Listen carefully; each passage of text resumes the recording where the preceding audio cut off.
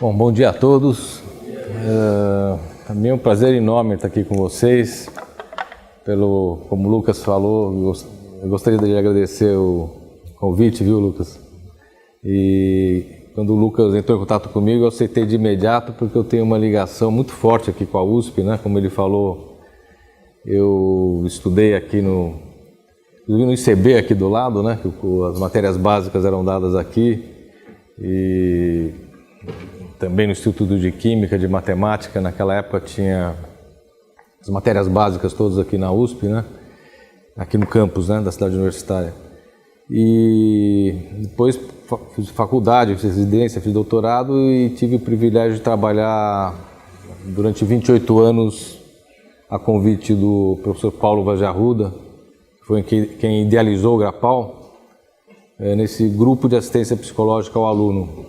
E quando o Paulo teve essa ideia, ele me convidou para montar o grupo, então eu tive a satisfação de participar desde o comecinho, né, desse trabalho. Então o Lucas havia me pedido para falar um pouquinho sobre o conceito de saúde mental, né, e sobre algumas questões ligadas aos alunos de pós-graduação. E é um assunto extremamente longo, complexo, mas eu vou tentar dar um panorama geral para vocês, mais como um bate-papo mesmo, e depois abrir para discussão, para a gente trocar ideias. O espírito é esse, né? Então, para vocês terem uma ideia do que é saúde mental, o que o psiquiatra faz, o que um terapeuta faz, então é isso que eu vou tentar passar para vocês, né? No início da civilização, né, a gente tem poucos registros sobre a questão da saúde mental, mas tem um registro interessante do Egito, 2000 a.C., falando sobre histeria. E eram escritos dizendo que a histeria era provocada pelo útero que andava pelo corpo, ia trazendo mal-estar, né, em geral nas mulheres, e chegava até a cabeça, que o útero transitava pelo corpo, né, e que isso era a causa dos sintomas. Apesar de hoje em dia ser uma coisa até, né, que a gente acha muito primária, mas tinha um grande avanço nisso, que era o fato de colocar a doença mental como uma doença mesmo, né? Sendo que na época, e durante muitos séculos, milênios até, né, a doença mental era vista como algo mágico religioso, né, como uma possessão do espírito na pessoa, né? Depois desses achados, nós tivemos um personagem na medicina que foi fundamental, e todos vocês já ouviram falar, que foi Hipócrates, né? Hipócrates, que é chamado pai da medicina, foi um médico grego, e é curioso, ele vinha de uma família de médicos. E por que ele é chamado o pai da medicina? Porque foi ele que introduziu a metodologia científica na medicina, né? Foi o primeiro a fazer isso e a organizar tanto a parte de diagnóstico como de assistência e o principal, questões éticas. O Hipócrates se focou muito na questão da ética da medicina. Até Hipócrates, para vocês terem uma ideia, por exemplo, se a pessoa tinha uma crise convulsiva, ela era vista como tomada pelo demônio. Aquilo era uma possessão demoníaca. E ele foi o primeiro a dizer, não, isso é uma doença. Então isso foi um avanço enorme, é uma doença do cérebro. Ele foi a primeira pessoa a descrever uma depressão. Ele reconheceu o quadro depressivo, descreveu todos os sintomas de uma forma brilhante, são válidos até hoje, né? Deu o nome de melancolia, e também falava sobre a histeria, sobre a saúde mental do médico. Ele tinha uma frase muito interessante, Eu acho que tem a ver até com a questão da pós-graduação, né? Que a gente, quando vai fazer pós-graduação, um dos grandes problemas é a gente não querer errar, né?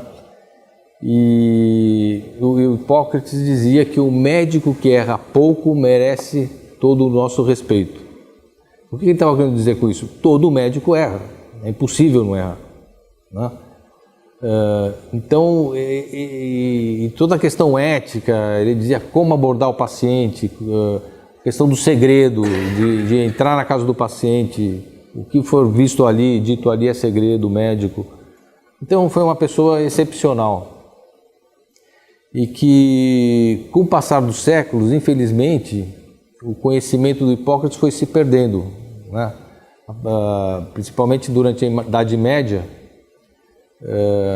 foi deixado de lado e houve um retrocesso brutal, né, que a gente poderia chamar, né, da Idade das Trevas, né, na Idade Média, em relação à saúde mental e à saúde em geral, né, a medicina em geral. Então, nessa época, os doentes mentais voltaram a ser vistos como possuídos pelo demônio. Muitos foram parar na fogueira. Alguns foram exorcizados, esse era o tratamento que tinha, né? E muitos eram vistos como bruxas, eram queimados, uma coisa horrorosa, né? Isso foi até a Renascença, isso aconteceu, mesmo depois da Renascença. Aí começaram a surgir os manicômios, né, os hospitais psiquiátricos. E a ideia sempre era de isolar o doente mental da sociedade, né? E a gente fica pensando, por que será que os doentes mentais precisavam ser isolados como, né, se tivessem algo contagioso, né? Talvez porque a doença mental seja contagiosa, no sentido, né, mais... não direto, né? Mas a gente pode, se a gente estiver num ambiente convivendo com alguém, se a gente não tiver um equilíbrio, né, a gente também acaba ficando. Por quê? Dentro de nós tem a loucura, dentro de todos nós. Então a gente precisa se isolar, né? Como se fosse assim, se eu deixar o doente isolado, eu não vou ficar louco, né? A ideia seria essa. E isso persistiu até muito pouco tempo atrás, essa coisa de isolar o doente mental. Mesmo hoje, a gente pode se perguntar que hospital geral tem uma enfermaria de psiquiatria, né? Pouquíssimos ou não tem, né? Uma vez eu fiz uma pergunta para um diretor de um grande hospital daqui de São Paulo: por que vocês não fazem uma enfermaria de psiquiatria? A resposta foi simples e direta: não dá lucro porque vocês não pedem exame. Foi isso que ele falou. Mas eu acho que é isso, mas não é só isso, né? Tem essa questão do medo do contágio, de lidar com esses pacientes. Precisa ter um preparo para isso, não é uma coisa fácil. Bom, mas voltando então para esses manicômios, que era uma coisa horrorosa, né? Que os pacientes ficavam lá abandonados, largados. Teve a figura do Pinel, que foi um médico francês que liberou, né, os doentes mentais dos manicômios. Isso foi uma coisa bastante marcante. E essa área só foi começar a evoluir mesmo no final do século XIX e começo do século XX, né? Com duas pessoas que tiveram um papel muito importante. Um deles foi o Freud, né, que todos já conhecem, né, que era neurologista. E o Freud começou a se interessar pela histeria, porque as pacientes apareciam com paralisias, cegueiras, e ele começou a perceber que eram por questões psicológicas, que eram os quadros histéricos, né? E ele inicialmente tentou tratar essas pacientes por hipnose, sem bons resultados, depois passou a tratar através da psicanálise. E tem uma coisa muito interessante, né, nessa história. O Freud é uma pessoa genial, não sei quem já leu o Freud, são textos magníficos e muito claros, ele era um ótimo escritor. E ele, a vida toda dele, ele foi refazendo a obra. Ele mesmo questionava e foi evoluindo e refazendo. Então esse é o verdadeiro cientista, né? Que ele nunca dá a palavra final, vamos dizer assim. Ele mesmo vai saber o que o Freud iria pensar hoje, né? Se ele estivesse vivo ainda. Então, o Freud, depois que ele abandonou a hipnose, ele tinha uma ideia que a paciente tinha algum trauma e que se esse trauma fosse lembrado, ela iria superar o sintoma. E ele colocava os pacientes num divã e ficava pondo a mão na cabeça da pessoa e falava: tenta lembrar, né? E um dia uma paciente virou para ele e falou assim: tira a mão da minha cabeça que você está me atrapalhando, né? E ele, como por ser essa pessoa genial que ele era, ele imediatamente tirou. E ela falou: deixa eu falar o que eu quiser. Então assim nasceu a ideia da livre associação. A psicanálise nasceu ali, naquele momento, em que ele pôde ouvir a paciente. Né? Que isso é fundamental, quer dizer, ele não estava naquela posição do médico onipotente, eu que sei tudo. Não, ele estava aprendendo com a paciente, pôde ouvir a paciente. E a partir daí, desse método, né, o método da livre associação, o que é? A pessoa dizer o que vem à mente, sem censura nenhuma. E o divã era para a pessoa não ser influenciada por nada, né? Porque quanto mais estímulo visual a gente tem, menos a gente se solta, né?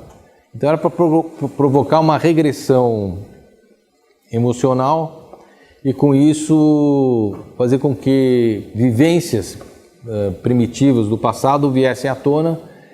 E ele percebeu que não bastava lembrar de uma vivência, isso precisava ser elaborado. E aí entrava o papel do analista, né? Tentar ajudar a pessoa a repensar essas vivências que ela tinha tido, já com uma maturidade maior agora naquele momento e com a ajuda de alguém que não estava lá para julgar a pessoa. Então essa é a grande genialidade do Freud, né? Ele estava lá para tentar ajudar a pensar sem nenhuma visão moral e ao mesmo tempo sem ter nenhum envolvimento direto com a pessoa, né? Envolvimento, digo, afetivo, de amizade e tal.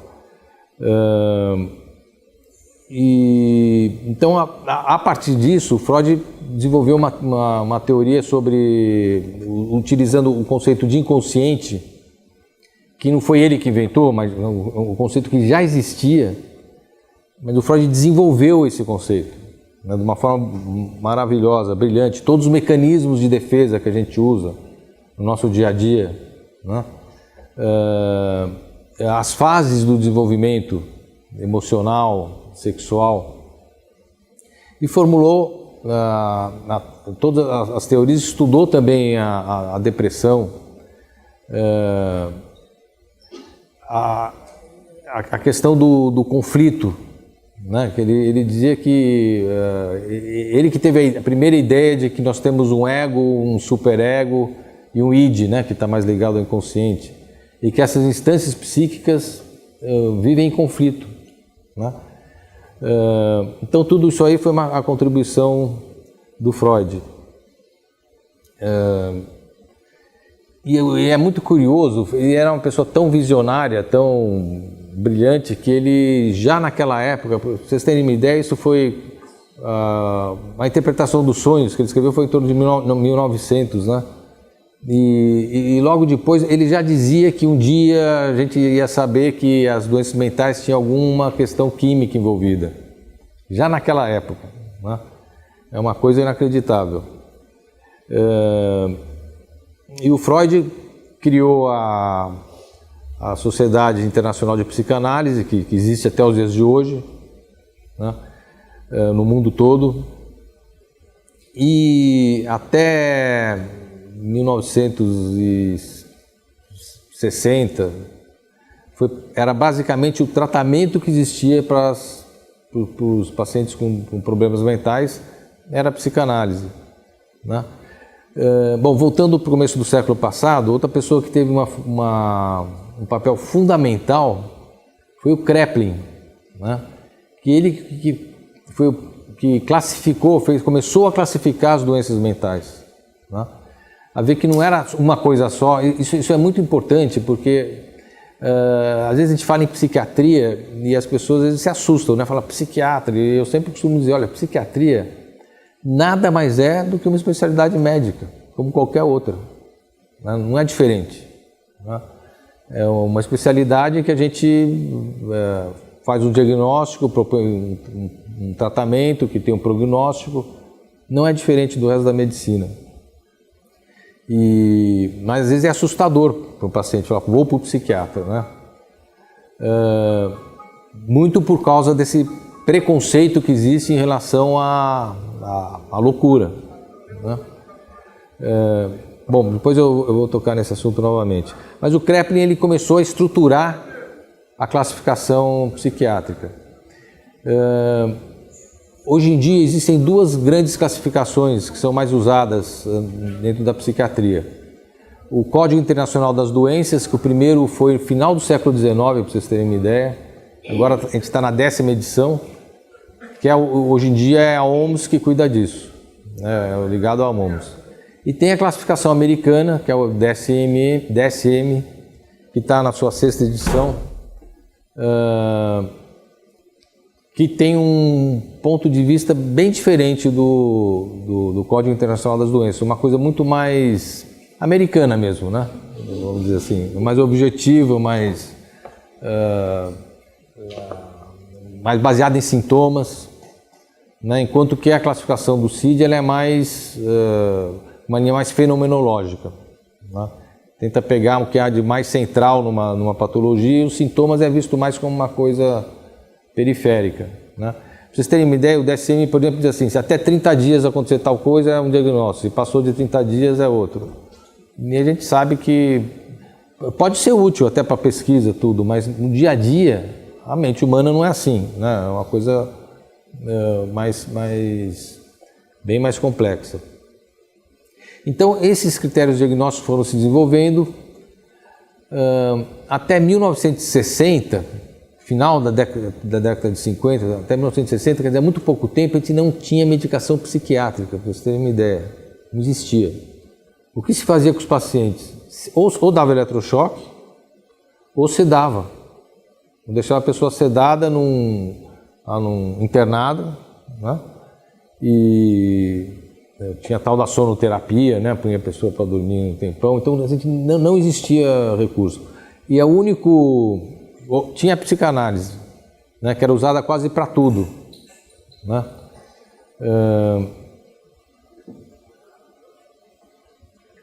Com o passar do tempo, a psicanálise foi se transformando, foi deixando de ser um tratamento e passou a ser muito mais um instrumento de autoconhecimento. Apesar de historicamente ela ter nascido da medicina, do neurologista, tudo, isso foi mudando com o transcorrer do tempo. E isso trouxe uma consequência que eu vou explicar para vocês mais para frente. O que é ótimo, mas por outro lado, ela pagou um preço por isso. Então, final da década de 60, começam a nascer, foram descobertos os antidepressivos, os primeiros antidepressivos e os primeiros antipsicóticos. Isso foi uma revolução enorme dentro da medicina, né? Só que demorou um tempo até os psiquiatras conseguirem aprender a lidar com essas medicações, que é uma coisa muito complexa, difícil, delicado, não é fácil, né? Então, para vocês terem uma ideia, que tipos de tratamentos medicamentosos que existem na psiquiatria. A gente tem o grupo dos antidepressivos.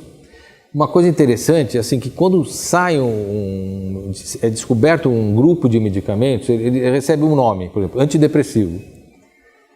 Só que com o passar do tempo, começa a se descobrir que esses remédios podem ser usados para outras coisas, apesar de o nome ficar.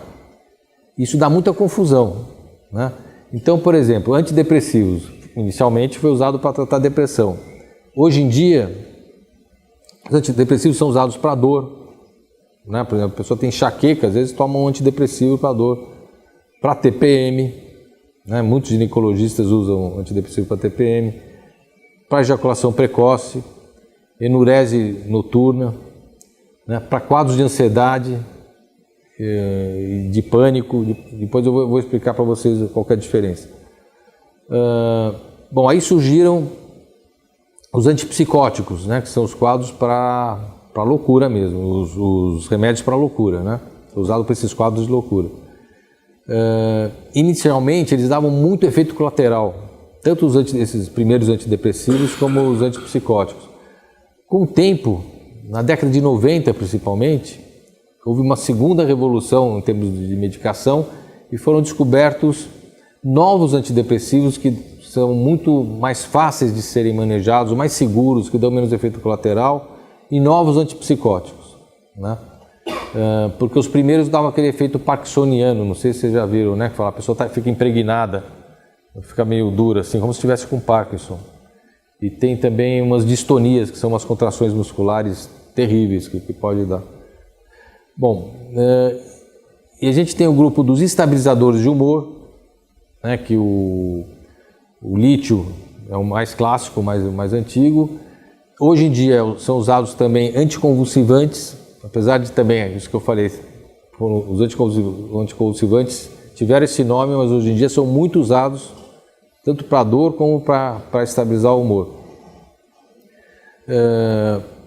Tem os ansiolíticos, que são os benzodiazepínicos, também do início da década de 60, que são os tranquilizantes, né? E os hipnóticos, que são as medicações para induzir ao sono. E também, por último, os medicamentos, os estimulantes tipo metilfenidato, que é a Ritalina famosa, que vocês já ouviram falar. Depois eu vou dizer para que serve cada uma dessas medicações. Bom, então, o que veio acontecendo com o tempo? A psicanálise, com a introdução das medicações, ela deixou de ter esse papel tão terapêutico. E aí começa a surgir a terapia comportamental, né? Que é uma coisa bem diferente da psicanálise, apesar da origem da terapia comportamental, pouca gente diz isso, ou sabe disso, mas veio da psicanálise, né? Existiam trabalhos da década no começo do século XIX, né? De psicanalistas já sugerindo técnicas que hoje são utilizadas pela terapia comportamental. Isso é curioso, né? Bom, mas a terapia comportamental eu vou falar uma coisa simples assim para vocês entenderem qual que é a diferença entre psicanálise e terapia comportamental. Como o próprio nome diz, ela está mais ligada no comportamento, né? Então vamos supor que algum de nós esteja saindo daqui, chega alguém se aproxima da gente, fala, você me dá um dinheiro que eu estou precisando? E 3 pessoas ou 4 saem, as 4 dão dinheiro para a pessoa e vão embora, né? Para a terapia comportamental, o que aconteceu? A mesma coisa. As 4 pessoas saíram e deram dinheiro. Para o psicanalista, o que aconteceu? Ele vai dizer, eu não sei, eu não faço ideia. Um ficou com medo, o outro é generoso, eu não sei, né? O outro tem culpa e resolveu tratar da própria culpa fazendo isso. Então, são visões muito diferentes, né? Isso não quer dizer que uma seja melhor ou pior que a outra, não estou colocando isso. Eu acho que tem pacientes que se adaptam melhor à psicanálise, que são mais da psicanálise, e vice-versa. Tem pacientes que se aproveitam mais da terapia comportamental, que faz tudo ao contrário na prática do que a psicanálise faz. Enquanto Freud usava livre associação, diga o que vem à cabeça, terapeuta comportamental não, chega e fala, ó, faça isso, isso, isso, ó, você tem uma lição de casa, você vai fazer isso, dá orientações mesmo, uma coisa mais objetiva, mais direta e mais pontual, né? E aí o que aconteceu? Os terapeutas comportamentais começaram a publicar trabalhos utilizando o método científico clássico. Enquanto que os psicanalistas, não, eles estavam mais preocupados, interessados na questão do autoconhecimento, em desenvolver a teoria do Freud. Apareceram alguns psicanalistas importantes, como Melanie Klein, Bion, Winnicott, e foram desenvolvendo essas teorias e deixaram de publicar o resultado da aplicação da psicanálise nas patologias. O que aconteceu com isso? Se vocês pegarem qualquer livro de psiquiatria hoje em dia, a psicanálise está extinta. É uma coisa curiosa, né? Tratamento terapêutico, terapia comportamental, para qualquer doença, né? A coisa chegou num ponto que o DSM, que é essa classificação americana, retirou da classificação o termo neurose, porque ele dizia que o termo neurose vinha da psicanálise. Foi simplesmente abolido, né? O CID ainda o utiliza, que é da OMS, né? Então, eu acho que com isso os psicanalistas perderam décadas, né? E agora, para conseguir mostrar que a psicanálise, claro que não é uma panaceia, não serve para tudo, mas que pode ser útil em algumas doenças, isso vai demorar. Vários trabalhos vão ter que ser publicados, então é uma coisa bastante complicada, né? Então, só para vocês terem uma ideia, assim, quais que são as principais patologias da psiquiatria, né, que a gente conhece, né? A gente poderia pensar no seguinte, que tem, grosseiramente, quando a gente vê alguém com algum problema psiquiátrico, né, você tem os quadros psicóticos, né, que são quadros em que a pessoa está fora da realidade, né, ela perdeu o contato com a realidade, né, perdeu a crítica, né, e tem os não psicóticos. Então isso aí já dá uma orientada no médico quando ele está atendendo, né.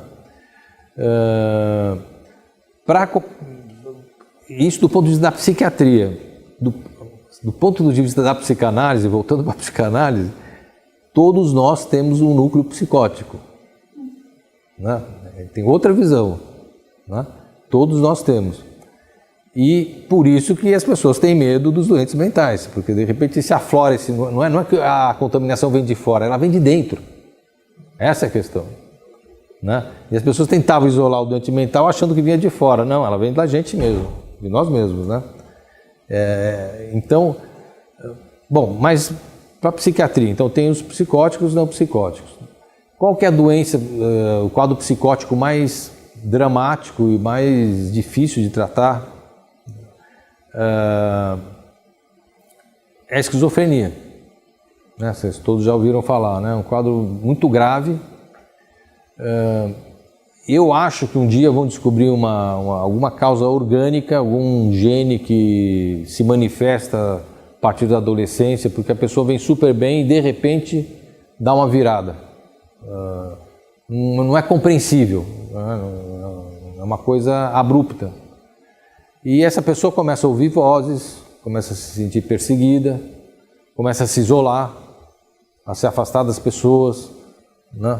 E cria verdadeiros delírios. É um negócio gravíssimo e tem um embotamento afetivo. Aquela pessoa que todo mundo olha e fala, essa pessoa é estranha, tem algo estranho, né? Ela fica distante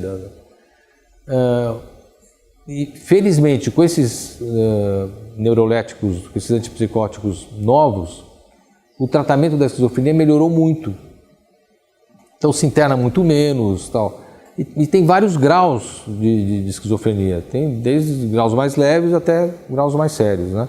Mas de qualquer forma é uma doença, dentro das doenças da psiquiatria, bastante grave e muitas vezes incapacitante. Ela não tem cura, mas pode ter um controle, né?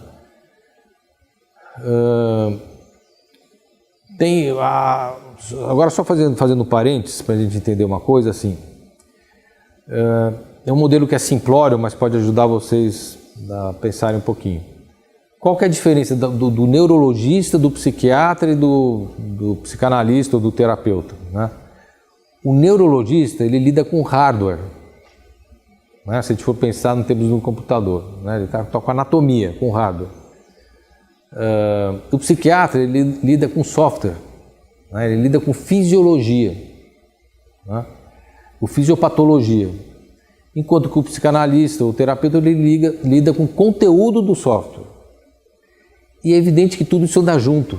Não dá para separar, não dá para ter disputa entre uma coisa e outra, tudo isso é bobagem, apesar de existir, né? Psiquiatras que têm preconceito com psicanalistas, psicanalistas que têm preconceito com psiquiatra, quer dizer, não faz sentido nenhum isso, né? Bom, então, outra patologia que também pode levar a um quadro psicótico, claro que é o quadro demencial. Eu dei esse exemplo do hardware, porque a demência, ela, ao mesmo tempo de ser uma patologia psiquiátrica, ela tem uma base neurológica. Então ela transita nas duas áreas, né? O que é o quadro demencial, que o mais conhecido hoje é o Alzheimer, né? A pessoa tem uma perda de memória terrível, a ponto de não conseguir mais reconhecer as pessoas, não saber onde está, né? Ela fica totalmente alienada, né? No final começa até a provocar alterações neurológicas mesmo, de fala, de marcha, e é um quadro progressivo e até hoje não se tem tratamento, não tem cura. Tem alguns remédios que ajudam a melhorar a memória, mas um resultado precário, né? Sempre que eu recebo um quadro desse, eu trabalho junto com o neurologista, que eu acho que o psiquiatra vai até um certo ponto só nesses quadros, né? Muitas vezes a demência começa com um quadro depressivo, e aí a pessoa procura o psiquiatra, porque ela começa a perceber que está com algumas falhas, tal, e enquanto ela tem a consciência que ela está demenciando, aí é terrível, ela sofre muito, né? E por isso muitas vezes deprime. E aí o psiquiatra acaba entrando, né? Outro quadro que vocês já devem ter visto, psicótico, mas que tem uma origem orgânica. Por falar em origem, antes de falar desse quadro, eu vou só fazer outro parênteses, que a etiologia das patologias psiquiátricas, a etiologia é multifatorial, né? Não é uma coisa que provoca uma doença psiquiátrica. Isso tem vários trabalhos mostrando, né? Por exemplo, se a gente pegar o transtorno bipolar, que é o que tem mais influência genética, né? Se a gente pegar dois gêmeos idênticos, se um tiver, a chance do outro ter é 60%, mas não é 100%. E eles são idênticos, né? E as outras patologias psiquiátricas têm bem menos influência genética, mas tem. Então a gente tem influências genéticas, tem influência do meio, personalidade, né? Doenças que provocam problemas psiquiátricos, por exemplo, só dar um exemplo, pâncreas câncer de pâncreas provoca depressão, só como exemplo, né? E tem medicamentos que provocam problemas psiquiátricos e drogas que provocam problemas psiquiátricos. Bom, então a gente sempre tem que pensar, e a questão da personalidade também. Então tudo isso anda junto como causa, como etiologia, né? É difícil às vezes a gente determinar o que é mais, está influenciando mais cada caso. Essas coisas são superpostas, né? Bom, estava voltando para a questão do quadro psicótico. Eu falei isso para vocês pelo seguinte: existe um quadro psicótico que se chama estado confusional agudo ou delirium. Vocês já viram uma pessoa de mais idade que pega uma infecção urinária e de repente começa, não sei onde é que eu estou, quem é você, não estou em casa, me leva para casa, né? Às vezes quem tem pessoa mais idosa na família já... Então isso é muito comum em idoso. E é um quadro orgânico, né? Então, por exemplo, uma vez me chamaram para ver um paciente em casa, eu cheguei lá, ele estava tomando um cafezinho, só para eu saber o horário, porque estava tomando um cafezinho assim, no ar, assim. Eu olhei aquilo, de longe já falei, chama o clínico que ele está com problema clínico, isso não é psiquiátrico, tem uma origem clínica. E, de fato, ele estava com uma pneumonia. Então, o que dá esse quadro? Esse quadro é interessante que ele oscila, né? Tem altos e baixos, piora à noite.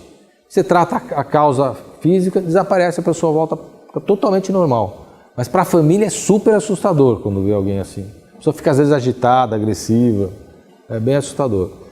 E outro quadro psicótico que costuma ter, com alguma frequência, o transtorno bipolar. Ele altera depressão com euforia. Tanto uma depressão muito grave como uma euforia, que a gente chama de mania, né, o termo técnico, grave, podem levar a pessoa a ter sintomas psicóticos, né?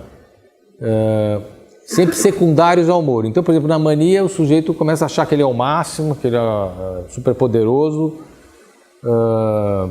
começa a gastar tudo que ele tem e o que ele não tem, fica agressivo se é frustrado.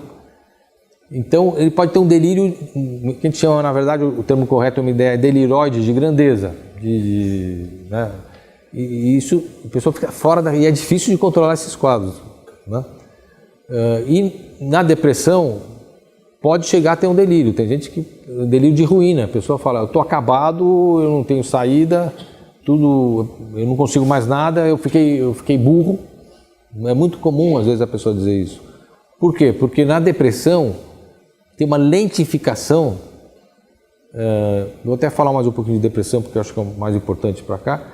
Existe uma lentificação do cérebro, é como se fosse um computador lento, aquela coisa que eu falei da fisiologia, do software. E a pessoa não consegue prestar atenção, não consegue, a memória vai para o espaço, começa a dar alteração de sono, ela fica até com o pensamento lentificado, com dificuldade de exercer as tarefas, começa a ficar pessimista, a autoestima vai lá para baixo.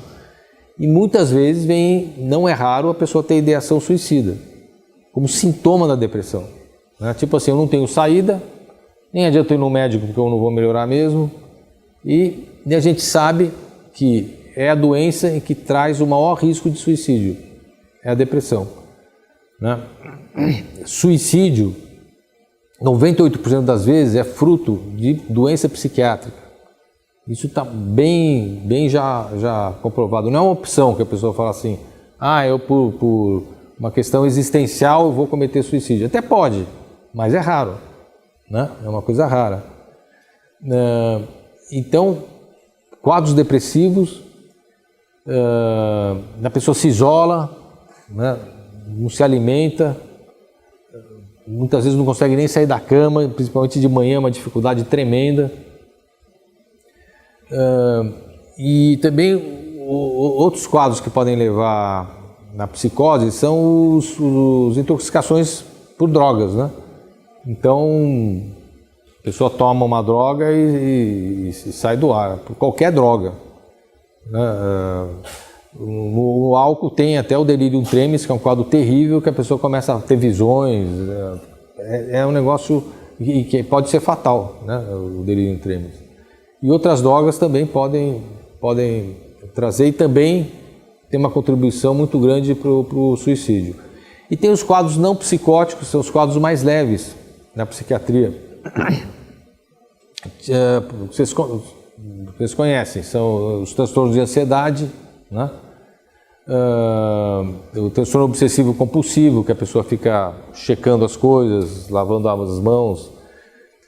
Só que o transtorno obsessivo compulsivo, muitas vezes a pessoa não chega a ter esses sintomas compulsivos, mas ela tem só a personalidade, ou com traços obsessivos. É aquela pessoa que é mais determinada, mais esforçada, mais detalhista. Nós médicos somos campeões nisso, né? Até para conseguir fazer as tarefas médicas, os médicos têm muito essas características de personalidade Não que sejam obsessivos, mas tem traços obsessivos importantes. Eu acho que para fazer uma tese precisa ter um pouco disso, senão não fica difícil. Tem o transtorno do pânico, né, que está muito... a gente não sabe bem porquê, mas vem aumentando nas últimas décadas, né? A pessoa está super bem, de repente ela tem uma descarga de adrenalina, começa a se sentir mal, sensação de que vai morrer, fica apavorada, vai para o hospital, chega lá, examina uma pessoa e fala, você não tem nada. Fala, como não tenho nada? Eu estou me sentindo super mal. Não, ela está com pânico. Pânico é alguma coisa, né? O fato de não ser palpável não significa que não seja nada. E o pânico tem excelentes resultados de tratamento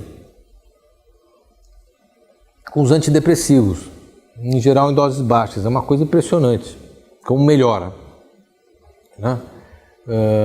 É muito bom. Tem as fobias, os quadros fóbicos também fazem parte dos quadros de ansiedade, que a pessoa elege alguma coisa, ou altura, ou um animal, alguma coisa que ela não consegue chegar perto daquilo e entra em pânico, né? Mas não é o transtorno do pânico, é uma outra coisa. A fobia está sempre ligada a uma situação. O pânico pode dar em qualquer lugar. O problema é que quem tem pânico cronicamente acaba criando fobias secundárias. Por exemplo, a pessoa tem pânico dirigindo, né? Ela fala, não quero mais dirigir. Tem pânico no avião, agora não tinha medo de avião, passou a ter, e assim por diante. Então por isso que é importante tratar o pânico logo no início, não deixar o quadro evoluir. E temos também os transtornos alimentares, né, que também é uma coisa que está aumentando bastante e que é uma coisa muito séria. E eu acho particularmente que a cultura da beleza hoje em dia tem uma contribuição enorme para isso, né, para os quadros de anorexia, de bulimia. A gente vê modelos, se a gente fizer o índice de massa corporal delas, elas, para nós psiquiatras, são consideradas anoréxicas. E que são um modelo de beleza hoje em dia. Eu acho que devia ter uma regra, modelo com índice de massa corporal abaixo de tanto não poderia desfilar. Eu acho que isso seria o certo. Porque isso com certeza estimula as pessoas a ficarem doentes. A gente vê isso na prática. Ela quer ficar igual a uma menina de 16, 17 anos, quer ficar igual a modelo que ela vê na televisão, na revista, né? E assim por diante.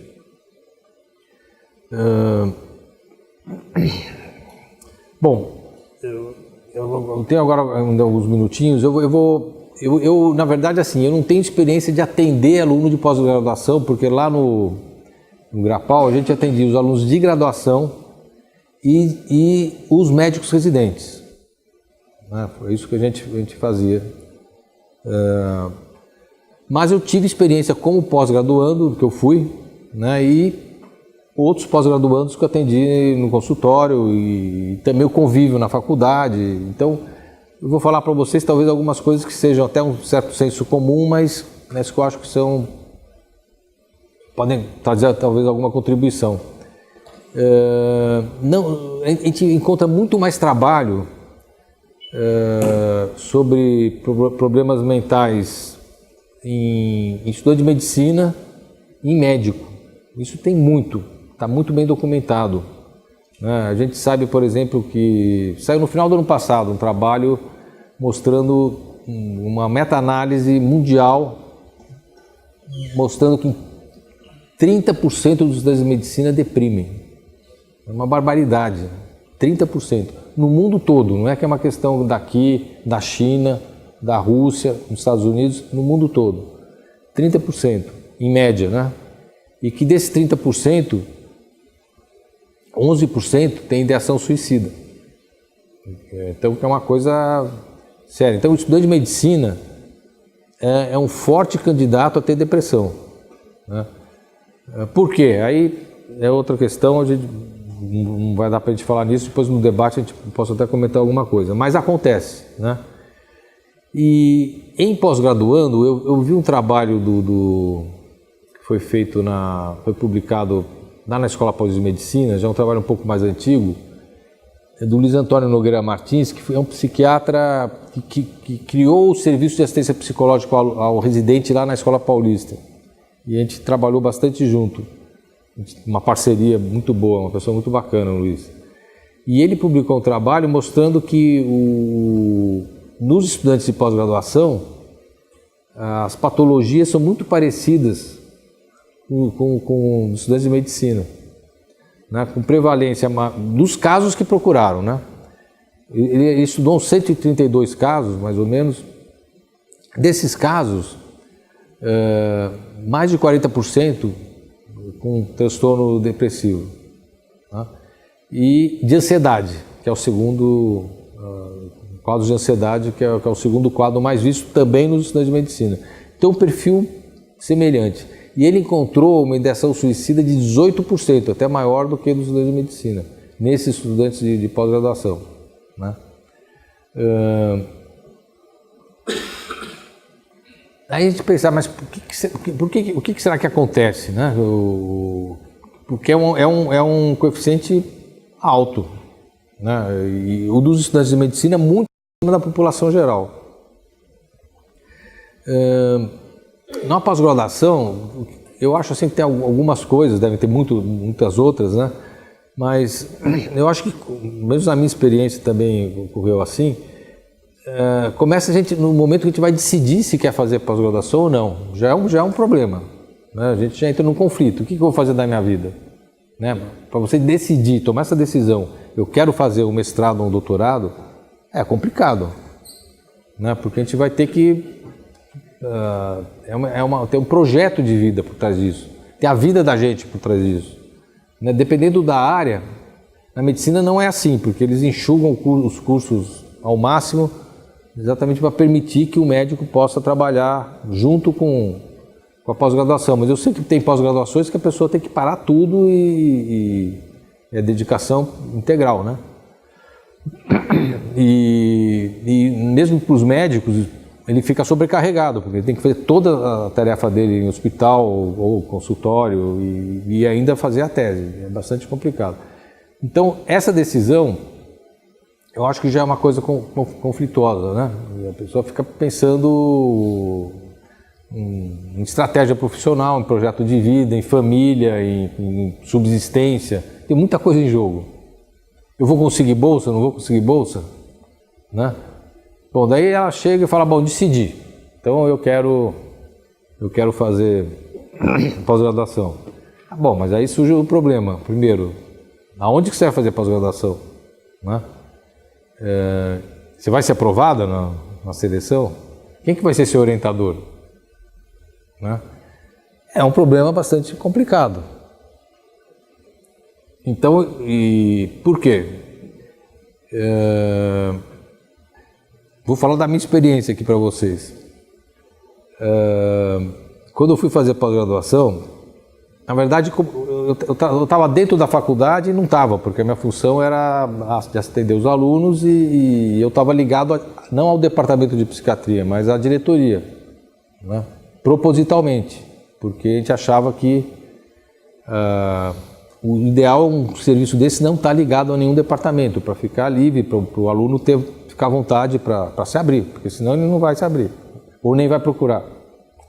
Bom, então eu não estava ligado a nenhum departamento. O Paulo Arruda, que foi quem idealizou o serviço, era professor do departamento de psiquiatria, mas a atuação dele no Grapal não tinha nada a ver com o departamento de psiquiatria, né? Então, só para vocês entenderem.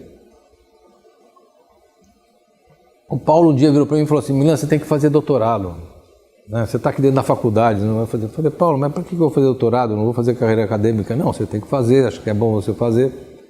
Eu falei, tá bom, mas eu vou fazer um tema que eu quero me divertir. Porque essa é outra questão, né? Você vai fazer um tema, que tema que você vai escolher, né? E o tema que eu escolhi foi vocação médica e gênero. Esse é o tema.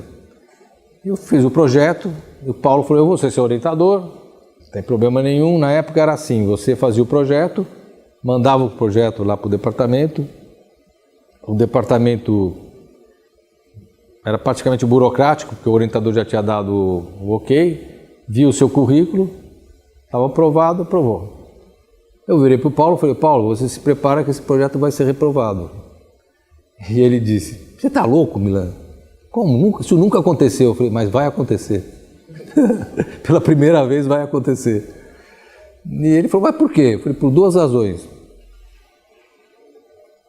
É um projeto que utiliza uma metodologia qualitativa, quantitativa também, mas qualitativa psicanalítica, com testes projetivos.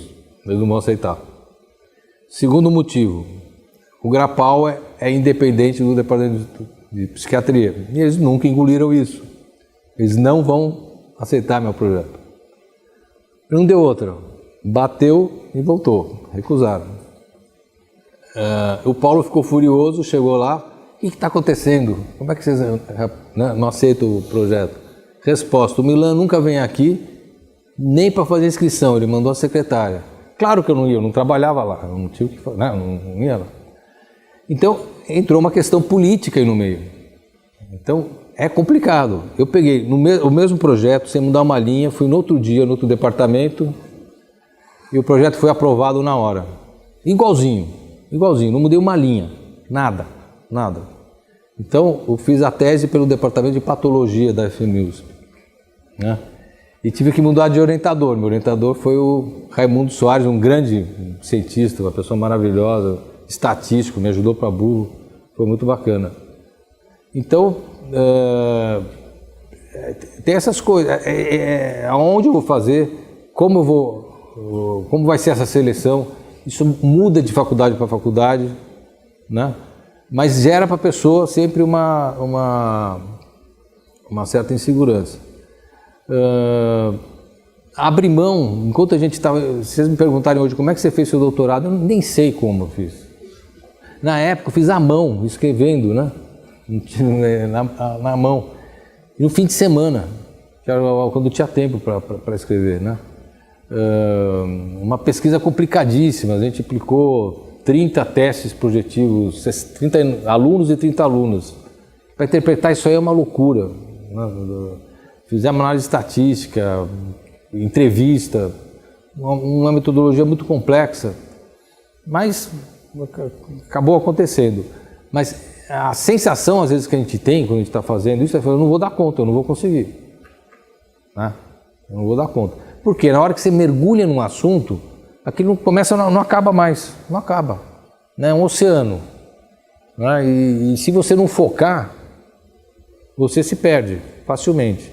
E é claro que aí é fundamental o papel do orientador. Ele vai dizer, ó, você está abrindo muito, está fechando muito, né? Aí é o papel do orientador. E eu tive a felicidade de ter um orientador maravilhoso. Né? A gente se reunia toda semana 2 horas, durante anos. Isso aí é raro, né? Alguém assim.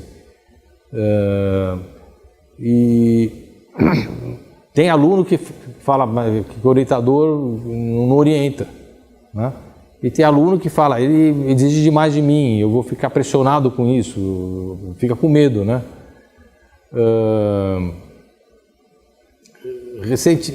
Recentemente eu participei de uma banca e contaram essa história, eu achei curioso, que tinha uma moça da medicina, foi apresentar a tese dela e a orientadora dela, durante a arguição, fez um bombardeio. Começou a própria orientadora, né? Começou a criticar a tese.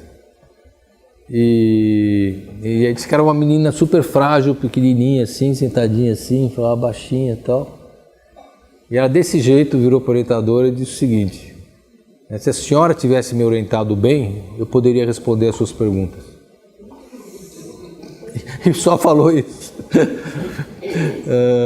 Então, mas acho que felizmente isso não é a maioria dos casos, né? Mas pode acontecer isso também. Eu já vi alunos de pós-graduação entrar em crise brutal por causa disso, né? Ou por falta de orientação, ou por cobrança excessiva, né? Tem outra coisa, até foi tocado aqui, né, por vocês no começo. Às vezes a pessoa fala assim, bom, e a hora que eu terminar meu doutorado, meu mestrado, e aí? Para surpresa da gente, aí o melhor já foi, né? Que é o processo. Eu acho que a gente puder degustar o processo da elaboração da tese, não tem coisa melhor, né? Como se estivesse, né, num grande restaurante fazendo um menu degustação. Eu acho que isso que é bacana, porque depois que terminou. Aí a gente vai partir para a próxima, para outras coisas, né? Mas não vai dar, não vai acontecer nada de extraordinário na vida da gente porque a gente terminou uma tese. A questão da banca, eu acho importante, porque a própria chama banca de defesa de tese, né? E também no outro dia eu fui lá no interior, me chamaram para uma defesa e eu vi que a moça estava um pouquinho nervosa. Eu falei para ela: olha, não precisa se preocupar, porque você não vai precisar se defender, porque eu não vou te atacar, né? Começou assim a conversa, ela já deu risada e defesa não é um bom nome, né? Que já é uma coisa persecutória, né? Então eu acho que o que é uma banca? Uma banca, a pessoa já passou pela qualificação, que é outro estresse, né? Mas é um bate-papo de pessoas mais e menos experientes. Mas na verdade, em geral, quem está apresentando conhece muito mais o assunto do que a banca. De modo geral, sim, né? Então eu acho que a banca tem que ser vista também dessa forma. Pô, que bom, eu vou ter oportunidade de discutir, né, no bom sentido, de uma forma construtiva, com pessoas que são mais experientes do que eu. Se tiver alguém que não tem esse espírito construtivo, bom, o problema é da pessoa, não é do candidato. Acho que isso que é importante, separar uma coisa da outra, né? Não ficar né, nesse estresse. Então, eu acho que é isso. E a tendência que a gente tem, quando a gente vai fazer uma tese, de querer que ela fique perfeita. Então, voltando a Hipócrates, né, que o Hipócrates falava que o médico que errar pouco merece todo o nosso respeito, né? A gente vai errar numa tese, ou não precisa nem errar, ela nunca vai ser completa. E ainda bem, né, porque o que faz algo ser científico é ele não ser completo. Porque senão vira outra coisa, vira dogma, vira religião, vira outra coisa, né? É como o Freud fazia, ele ia reformulando as teorias dele, né? Então, isso é fundamental, né? Para que a gente não fique tão apavorado, né? Como a gente fica às vezes durante uma pós-graduação, né? Transformar isso numa coisa prazerosa. Saber que é algo limitado, saber que a banca está ali para ajudar, para discutir. Esse é o papel da banca, né? E, mais uma vez, se a pessoa não cumprir o papel dela, não é problema do candidato, né? Ele tem que saber disso, né? Bom, estou cumprindo aqui pontualmente aqui o horário, 10h10. Obrigado.